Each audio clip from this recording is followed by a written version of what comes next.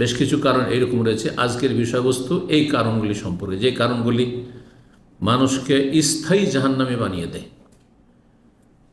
আর দ্বিতীয় কারণ হচ্ছে আসবাবুন মুফাসসিকা, এমন কারণ জাহান্নামে যাওয়ার যেগুলি মানুষকে পাপিষ্ট করে দেয়, ফাসেক বানিয়ে দেয়, আল্লাহ এবং রসুলের নাফরমান বিরুদ্ধাচরণকারী বানিয়ে দেয়, কিন্তু ইসলামের গণ্ডি থেকে বের করে দেয় না। তুখরেজ ফাইলাহা মিনাল আদালাতি আলাল ফিসক, সততা থেকে ফাসেকি পাপিষ্টতার দিকে বের করে দেয়। একজন মানুষ সৎ ছিল, সে পাপিষ্ট বলে আখ্যায়িত হয়, ফাসেক বলে আখ্যায়িত হয়।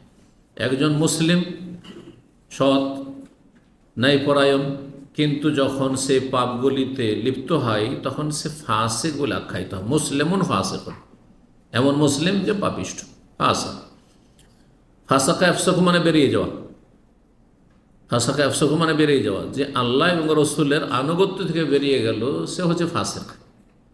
আল্লাহ এবং রসুল বিরুদ্ধাচরণ করলো। বিরুদ্ধাচরণের স্তর হচ্ছে দুটি। একটি হচ্ছে পুরোপুরি বিরুদ্ধাচরণ করা, এই জন্য বড় কাফের মুশরিককে, যারা স্থায়ী জাহান্নামে, তাদেরকে বড় ফাসেক বলা হয়েছে, ছোট ফাসেক নয়। আর মুসলিম সমাজের বিভিন্ন কাবিরা গুনাহে যারা জড়িত রয়েছে অথবা সাগিরা গুনাহ অহরহ করছে, তারাও ফাসেক। একটা দুটো মাঝে মধ্যে সাগিরা গুনাহ হলো, তার সাথে অনেক বেশি নেক আমল হচ্ছে, মুছে যাচ্ছে, সাফ হয়ে যাচ্ছে, তাহলে সে ফাসেক না। কিন্তু কাবিরা গুনাহ যদি হয়, যতক্ষণ বিনা তওবাতে খালেস অন্তরে তওবা করে ততক্ষণ সে ফাসেক।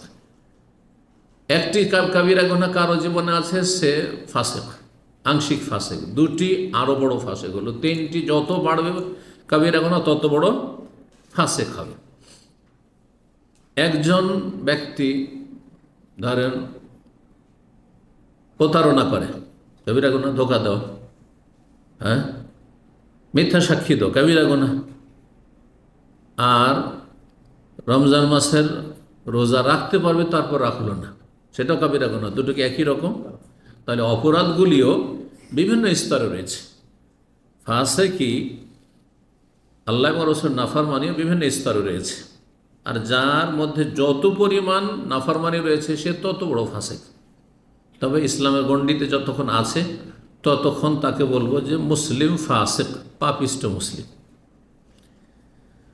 এদের জন্য হচ্ছে জাহান্নাম আছে, জাহান্নামের শাস্তির কথা রয়েছে, কিন্তু দুন আল খুলুদ ফিহা, চিরস্থায়ী হবে না, কিছু কাল থাকবে, হ্যাঁ, দীর্ঘকাল থাকবে, কোটি কোটি বছরও থাকবে অনেক পাপিষ্ট মুসলিম।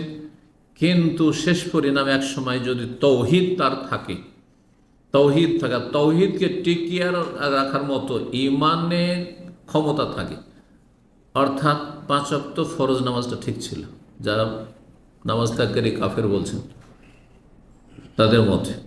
আর যারা বলছেন যে ফাসেক, কাফের নয়, তা বলছে যে কমপক্ষে কিছু না কিছু আমল ছিল, আর তৌহিদ ঠিক ছিল, তৌহিদে বড় শিরক ছিল না, নাস্তিকও না, আর মুশরিক দরগা দুর্গা পূজারীও না, হ্যাঁ, আর অন্তরের মুনাফিকও না, আমলে হয়তো মুনাফিকই থাকতে পারে। তাহলে দীর্ঘকালও যদি জাহান্নামে থাকে এমন মুসলিম যদি হয়, মদখোর, হ্যাঁ, চোর, ডাকাত, কিন্তু তার তৌহিদ ঠিক আছে, তার তৌহিদ ঠিক আছে, মানে আল্লাহর সাথে বড় শিরক, বড় কুফরি করেনি, বড় শিরক করেনি, বড় কুফরি করেনি, বড় মুনাফিকি করে মারা যায়নি, ওই অবস্থায় মারা যায়নি। আর কিছু আমল আছে, একেবারে আমল নাই জীবনে, কোনো আমল ইসলামের নাই, সে মুসলিম নয়। কিন্তু যেমনটা হচ্ছে কোনো আমল নাই, এটা সবার কাছে। আর যারা বেনামাজি বড় কাজ বলছেন, তাদের সর্বনিম্ন আমল 5 ওয়াক্ত নামাজ, ইসলাম টিকিয়ে রাখার জন্য, আর এটাই বেশি ঠিক। তো তাহলে দ্বিতীয় কারণগুলি, যেগুলি অস্থায়ী জাহান্নামে নিয়ে যাবে, কিন্তু সেটা দীর্ঘকাল হতে পারে, কিছু কাল হতে পারে, সেটা মানে হাজার হাজার লক্ষ লক্ষ কোটি কোটি বছর হইতে পারে, আল্লাহু আলাম কার জন্য কতটা শাস্তি, কোন অপরাধের জন্য কতটা শাস্তি। কিন্তু শেষ পরিণাম, যে হাদিস শাফাত সম্পর্কে এবং এই বিষয়ে যে হাদিস, লম্বা হাদিস বলে, তাতে আছে যে আল্লাহ রাব্বুল আলামিন নবী সাল্লাল্লাহু আলাইহি ওয়াসাল্লামকে বলবেন যে আখরিজু মান কান আখরিজ মিনান নারে মান কানা ফি কলবিহি, এমন লোকদেরকে জাহান্নাম থেকে বের করে নাও যাদের অন্তরে সরিষা পরিমাণ ঈমান আছে। মিসকাল হাব্বাত মিন খারদাল, সরিষা পরিমাণ ঈমান। সরিষা পরিমাণ ঈমানটি হচ্ছে তাওহীদ। এই নয় যে সে নামাজ রোজা করতো কিন্তু মাজারে সেজদা করতো, আর বলছেন না না না ঈমান আছে। না, ঈমান নেই, ঈমান নেই, ওঠেনি। তো তাহলে কথা ভূমিকা তো লম্বা না করে তখন ভূমিকায় চললো। আসল বিষয় সেদিকে ফিরে আসে, এটা হচ্ছে এই